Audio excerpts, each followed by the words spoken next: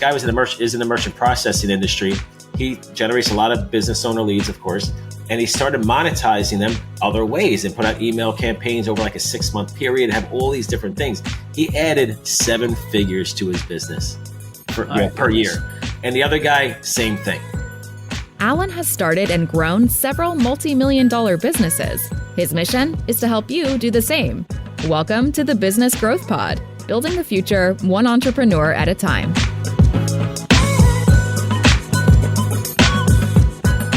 Hey everyone, welcome to the Business Growth Pod. I'm your host, Allan Draper. Thank you so much for joining me. I know you're very busy starting your businesses and scaling them. So thank you so much. I'm going to make sure that this is well worth your while. And we have an incredible guest.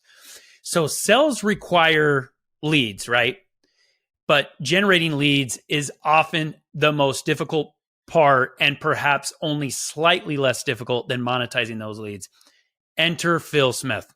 Phil's an expert in B2B lead generation who has helped consult more than 10,000 people on the subject and counting. He started his first business in 1998, and since then, he's made the Inc. 5,000 fastest growing companies, including as a one-employee company working from home. Thanks so much for joining us today, Phil. Welcome to the show. Thank you for having me. So what was it about LeadGen that kind of like stoked your fire? How did you kind of get focused on that? Business owners know how important it is, but what specifically was it about LeadGen? So it's funny. I sold one of my companies to an investment fund, and I actually joined the investment fund to help them do investments and bring in more businesses and do a lot of marketing for them.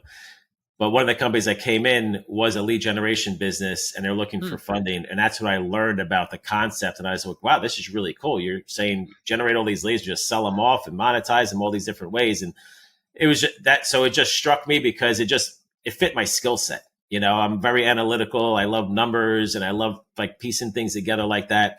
So fast forward to 2014, so that was 2011. So 2014, all of a sudden, I was in a position where I really didn't want to do what I was doing anymore. I was doing consulting at the time. I left the fund in 2012 because we sold the business that I sold them. We actually sold it again, sold it twice. So 2014, I'm sitting there, it's like April, and I go, you know what? I'm going to figure out this LeadGen thing. And started April. I didn't figure it out till October. I ran my first Facebook ad at the time. And the reason why I loved it, again, fit my skill set. I was looking to make as much money as I could as a one-employee company working from home. I've been working from home since 2006. My first business had 200 employees, so I didn't want to do that anymore. I sold that in 2005. But what happened was I just knew that this was a scalable and automated business model. And again, fit exactly what I did. So October, I ran my first ad. By the end of December, going to January, I was doing $100,000 a month in revenue. And 2015 was our first full year. I did 1.57. So that's the reason why I loved it. Yeah, I think, it's such an important part of any business in order to, bring people through the door, whether it's B2B, B2C, whatever. Mm-hmm. I mean, if you think about it, that's exactly what Google is, right? Aren't they a lead gen company? All of them are lead gen companies at the end of the day. Yeah. What do you mean by all of them? So you take Amazon, right? They have all these leads coming in. They have their customer base. And what do, they create new service offerings. Like they just got into the medical industry. So they did that. And all of a sudden they have like 30 million people signed up. They're like the largest telehealth company now, you know what I mean? It's, or whatever it is. I don't know all the details of it, but it's so easy for them now to just create something because they have the lead flow right in front of them. Google, like you just said, you have all this traffic coming to them. So what do, they build up more services. All right. They started with Gmail back in 2004.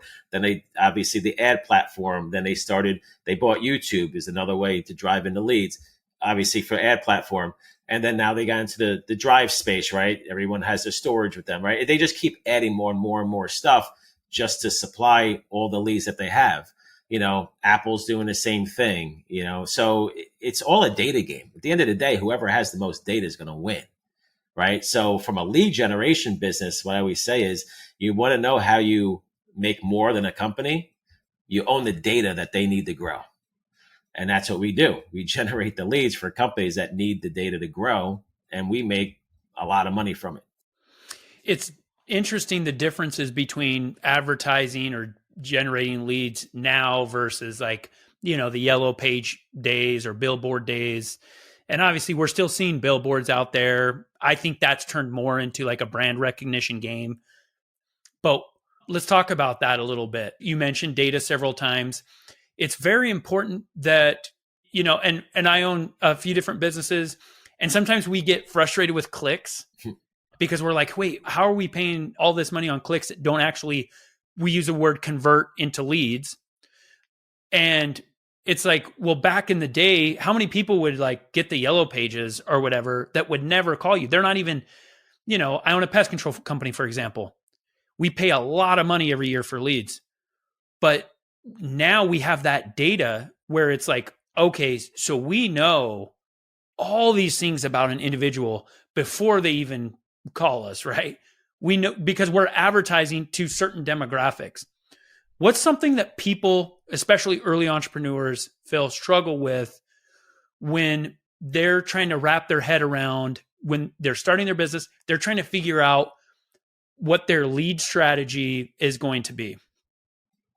Well, that's exactly what they struggle with, right? What is the lead strategy going to be? And then what they do is they may try something or listen to someone, and if it's the wrong advice, they just assume that, let's just say, for example, someone wants to try Facebook.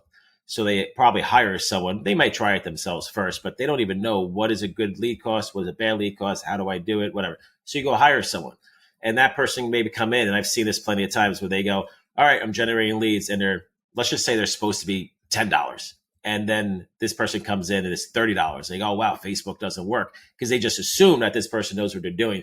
So a couple of different things that go wrong. Number one, you choose the wrong ad platform for your company, right? A lot of people want to jump on TikTok, but I got behind you. TikTok is horrible quality. So there's certain things that can work on TikTok, like personal loans or clothing or certain things. But like business services, it's just practically impossible for TikTok, just as an example.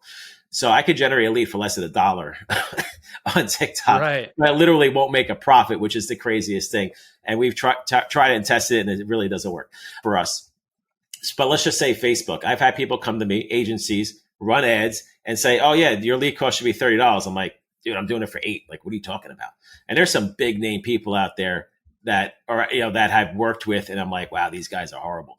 So working with the wrong people is not the number one thing, because now it makes people scared of doing it again. Or how do I know? And so not only does it screw up the marketing plan today, but if it's a small business that doesn't have a lot of money to make mistakes, it could put them out of business, because now they're too scared to even try anybody else or try YouTube or Google or whatever. So that's the biggest problem that I've seen over the years, is people just working with the wrong people, taking bad advice. But what do you do? Like, you just don't know, right? So people don't know what they don't know. It is what it is. And a lot of mistakes are made with a company just getting going. And I feel bad for people when I do work with them and they've lost money or whatnot. But we do our best to obviously help out whoever we can. This was such a pain point for a group of my businesses that 3 years ago, I started a digital marketing agency called Lizard SEM. And so we've been doing it for a while.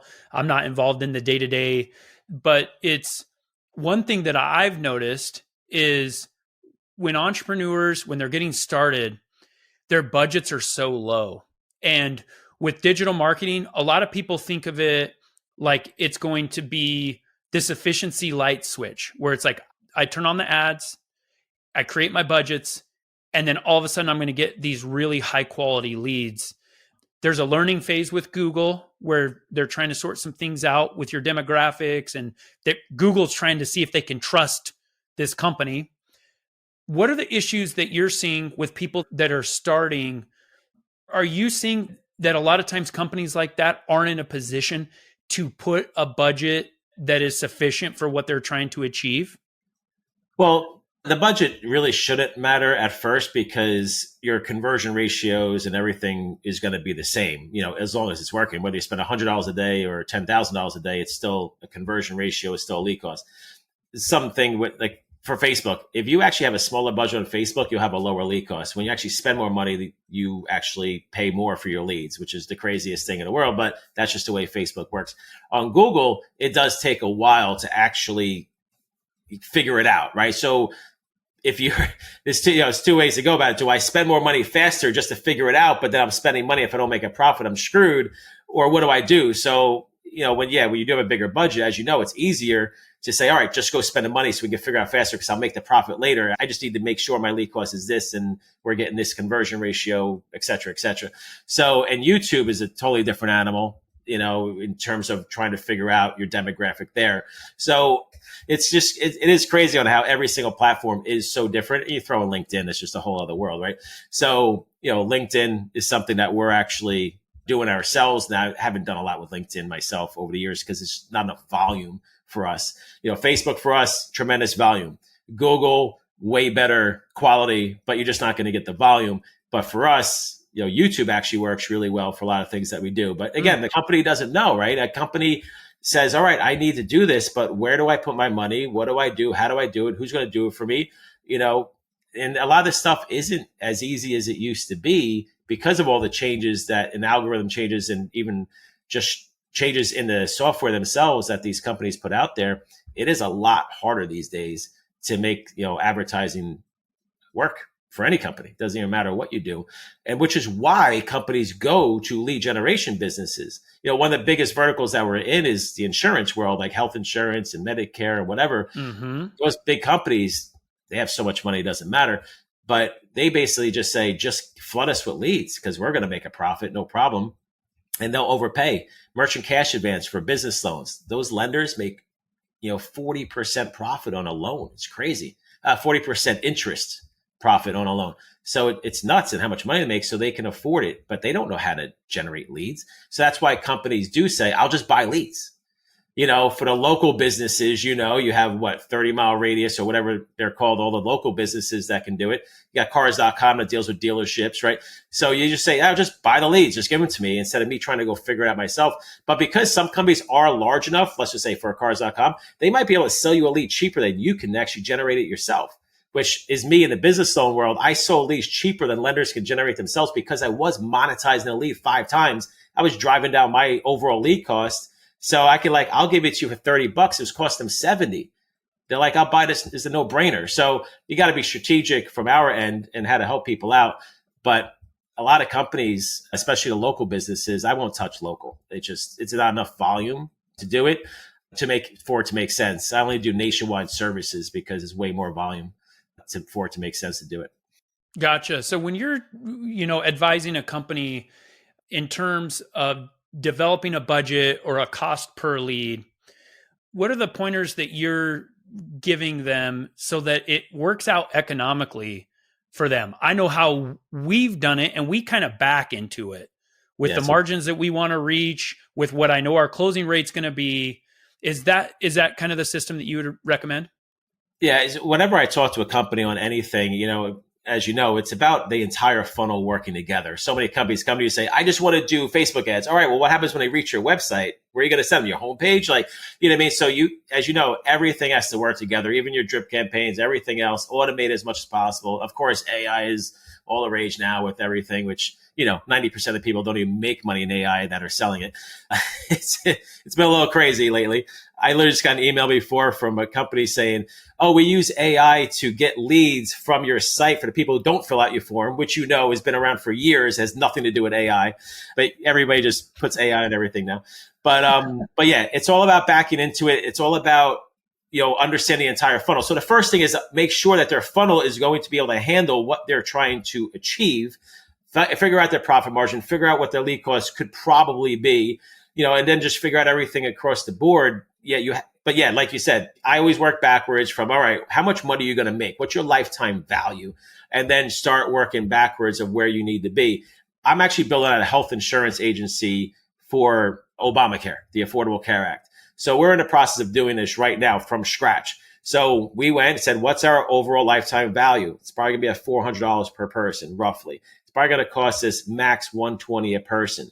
Okay, so now we're down to $280 profit per person. Okay, now how much is it going to cost us to make sure now we need to make sure we're getting to generate a lead for this price to hit that 120, et cetera, et cetera, et cetera. And then obviously scale it up, be able to lay out the money for everything because it takes 6 months to make a profit. So that's exactly what we did. We worked off how much money we got to make and then make sure everything fits. And then when you do it, you got to make sure you hit those numbers on lead cost, conversion ratio, et cetera, to meet that number. So that's the best thing. The best thing I tell any company is become a marketing company, right? For yourself, because that's the most important thing. Everybody that starts a business, the first thing they say is, I need leads, I need customers. All right, well, go become an expert in that and go put the effort in there, because that's the game changer for you. If you're always relying on paying someone else to do it for you or buying leads, you're paying a premium, and you're paying a premium to people doing it for you. So bring it in house and just educate yourself or educate your people to make sure that you can just do everything. There's always great to use other people and consultants and agencies, whatever, if it makes sense to grow and scale, do more that you can. But as a starting point, you have to today know as much as you can in-house. You can't rely on other people. Yeah, that's an interesting point, because in a way you're talking yourself out of business, right? You're telling people, don't hire me, learn to do it yourself. Honestly, and I've done it both ways. I've had companies where I did the marketing, where I did it in-house, where I've farmed it out, and now I own a digital marketing agency. Man, for some people, I do a lot of local services, a lot of home services is what we focus on. It's hard for them, man. A lot of these folks are blue collar. They have technical skills with, painting or landscaping or pool cleaning or pest control. It's like, dude, I don't know that they could run Google Analytics and Google AdWords. You're 100% right. When I first started doing consulting was back in 2006, and I worked with a lot of local businesses here. I live on Long Island, and I just remember having that conversation. Let me just train you what to do. And they just looked at me like you're speaking Greek, you know what I mean? And it's just like, and you're 100% right. They don't want to do it.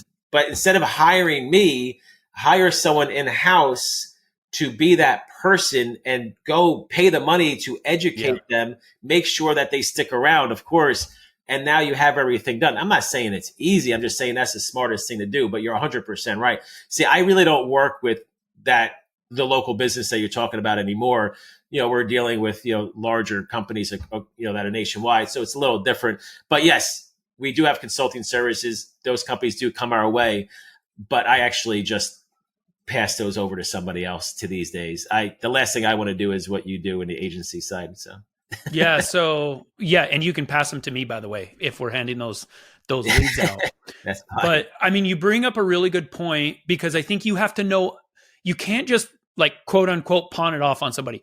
You have to have somebody within your company that there's an alignment of interest, that understands enough to manage it. Because I've seen it so many times, and this is one of the reasons why we started our own thing, is because we didn't have control over our marketing.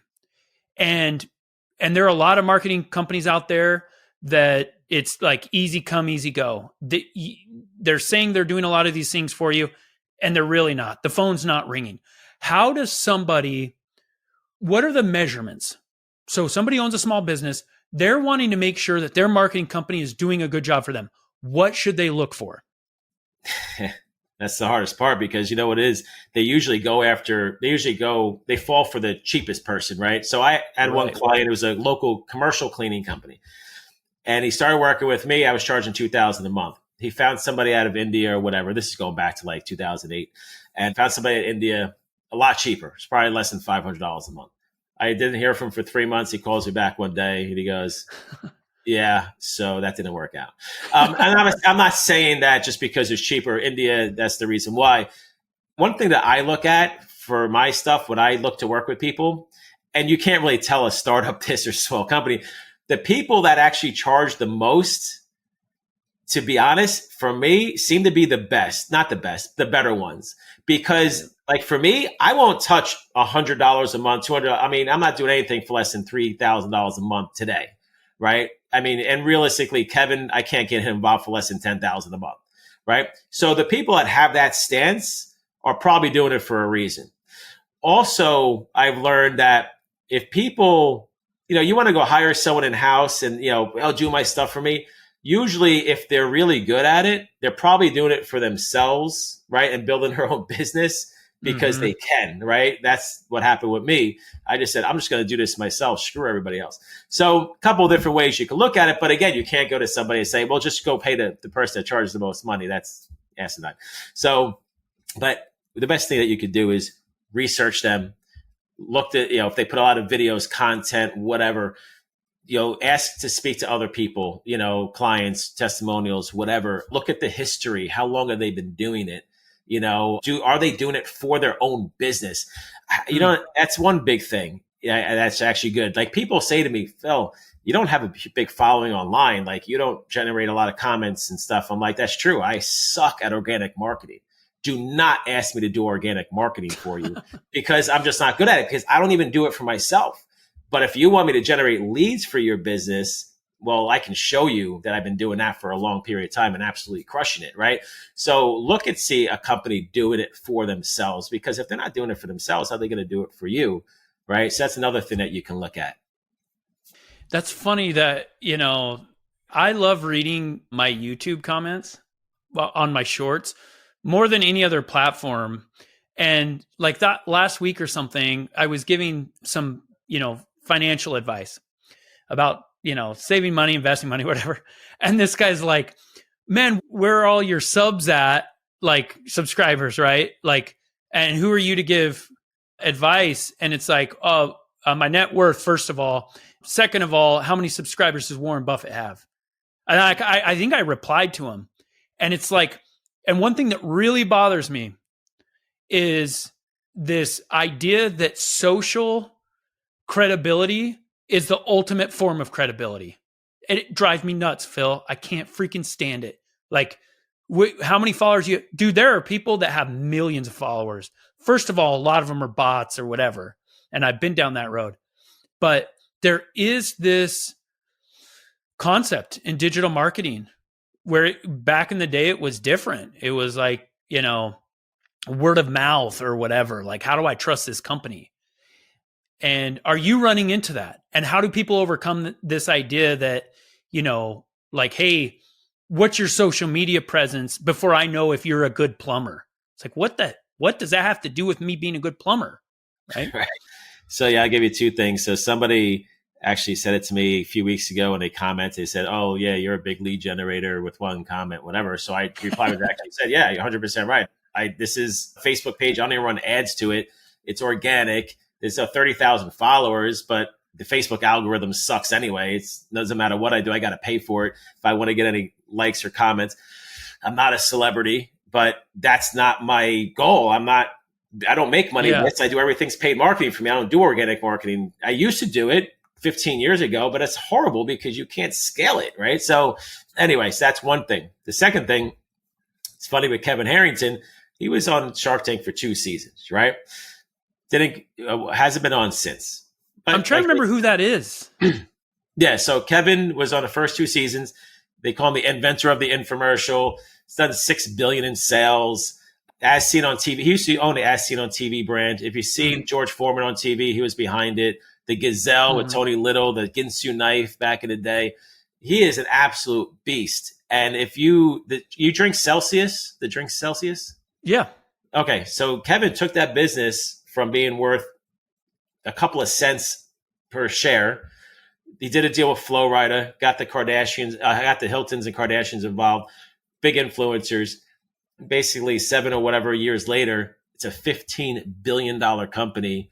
He made $200 million. Pepsi did a deal with them, so they got all Pepsi distribution, which is why you see it now.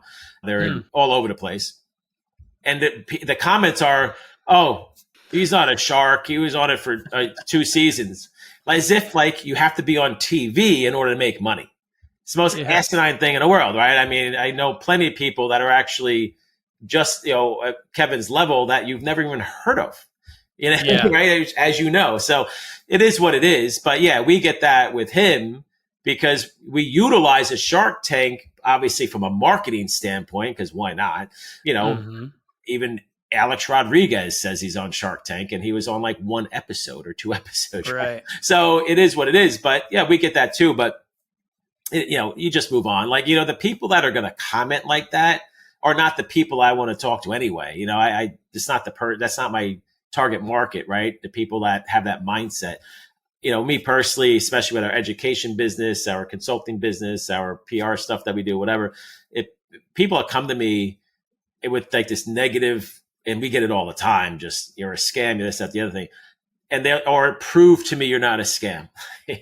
You should hear read some of the things I say to people. I'm not the politically correct person. I am, the customer's not always right in my book. I curse at people. I tell them some bad stuff that I won't say here, but I just don't care. I just don't care. And I don't put up with it. When people come at us with some really aggressive stuff, I go right back at them. They usually freak out like, oh my God, they really talking to me like that? Yeah. And they call me, I'm unprofessional. Like, number one, I don't care what you think, but you're the one that actually said it to me first. Yeah.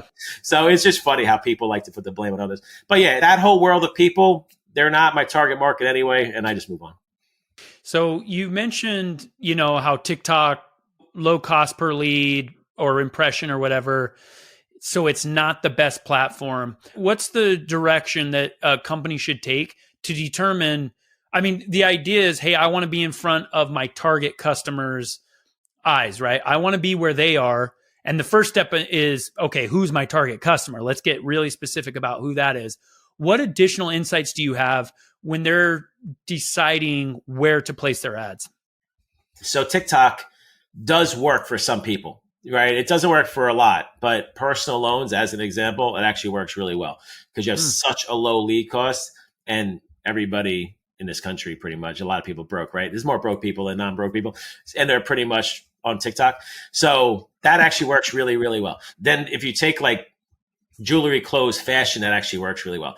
But yeah, it depends on the company, right? So it also depends not only on what they're selling, what they're doing, but what the profit margin is. If you can handle like the lower quality lead of Facebook, just because you're going to make a lot of money on the leads or your lifetime value of a client, great. That could work. But so let's just take someone recently, like product-based products actually work really well on Facebook, especially anything with a demonstration, right? Anything that can be visual, that actually works really, really well. So we've had some people, because of Kevin's a product guy. Right. So really just deals with products. And so a lot of products come our way because of that. So people have like these weird Frisbees and these like gimmicky type things. But as long as it can be demonstrated, we had actually a lady that did straighten hair, and it was like a vacuum. Right. So it sucks in your hair. So take a woman with long hair and you suck in your hair. And instead of them doing like their flat irons or whatever and all that stuff to straighten their hair, it's a very demonstratable product, right? So it's very simple to sell on Facebook because everyone can see it. You can obviously target the right demographic. So that type of stuff really works well. Of course, YouTube too, but Facebook, you're just going to get more volume out of it. So something like that works really well. But yeah, it really just depends on what it is. Google, I mean, for us, I have an education side where Google works great because if someone's searching for this specific keyword, then yeah, sure, put my keyword, put my stuff in front of them, great, but the volume's not there, right? It is what it is, right? So it's actually the lowest volume that we have, but it's the highest profit margin. I wish I can 10x that. That'd be great, but it just doesn't work. YouTube is number 2. It does good enough. It gets more volume, but it's better than Facebook, but not as good as Google, right? So it just depends on the company and what exactly they're doing. If you're looking to be local, and you're looking to target like a local area, then yeah, Facebook's going to probably work a little better for you because you can literally drill down. We did a launch event for one of our companies earlier this year. So it was just in Long Island, and we just did basically like a 20-mile radius and whatever, and we just pounded away.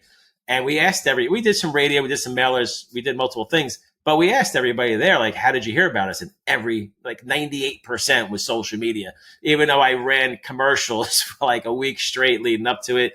We did like 10,000 mailers, but everybody just remembered, whether or not it was radio or whatever, everybody just remembered the social media. So it's like, oh yeah, I remember seeing the social media. So it was pretty much majority of social media. And we just hyper targeted with business owners and a 20-mile radius and just pounded. And we did a reach campaign, not a lead campaign. So we just wanted to reach as many people as possible. Gotcha. So as we're wrapping up here, Phil, if you could change the average business owner's perspective about LeadGen, what would be the one thing that you would want them to know or that you would want them to think differently than is normally the case? All right. The one thing I call my secret sauce is this. So I actually spoke at a War Room Mastermind event. It's about 250 people. Everybody had to generate at least 7 figures to be there. So you're talking to a decent crowd. And I talked about monetizing your leads multiple times, or even monetizing your customer base multiple times, which is what Amazon and Apple and Google and Microsoft do, right? So For sure. I did that. I had about 20 people come up to me over 2 days of that event and want to ask me questions. And it was amazing the response I got. So when I first did that, I realized like, wow, this is actually, I figured that these people were doing it, right? Or it was already known. And what happened was there's 2 people that came up to me even years later, one person earlier this year and one person last year. And they just said to me, hey man, I just want to let you know, remember when you spoke at War Room and you told this guy is in the merchant processing industry. He generates a lot of business owner leads, of course. And he started monetizing them other ways and put out email campaigns over like a 6-month period and have all these different things. He added 7 figures to his business per year. And the other guy, same thing. The other guy is actually in the lead generation business, and he was generating a lead and monetizing it once. I'm like, well, why don't you do this, this, and this? A year later, I see him and he goes, dude, you added 7 figures to my business. So for a business owner, if you have the ability to monetize your leads or your customer base multiple times, don't think you're like being, don't think it's a bad thing. A lot of people think it's a negative. It's positive. Like give them something that they want. I'm not saying sell them some weird thing that doesn't make sense.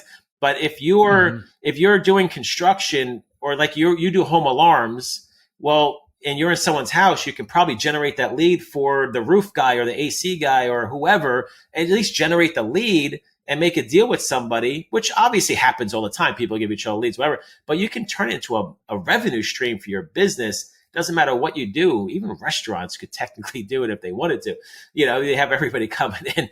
You just got to do it the right way. I'm not saying be spammy about it, but there's a lot of different ways to monetize your data, your leads, your customer base multiple times. But I have to tell you, that's the number one thing that's made the people I know the most money that's listened to me.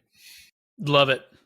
Phil, where can people reach out to you if they have questions, they want to learn more about what you guys do? Yeah, my main website is just my name, Philip with 1 L, Philip F. Smith. So F is in Frank. So philipfsmith.com. That's it. Love it. Thanks for joining us. Wish you nothing but success, my man. I appreciate it. Thank you. If you have enjoyed today's podcast, please leave us a rating. And for daily inspiration and business tips, follow Allan on Instagram. Until next time, remember, we build the future one entrepreneur at a time.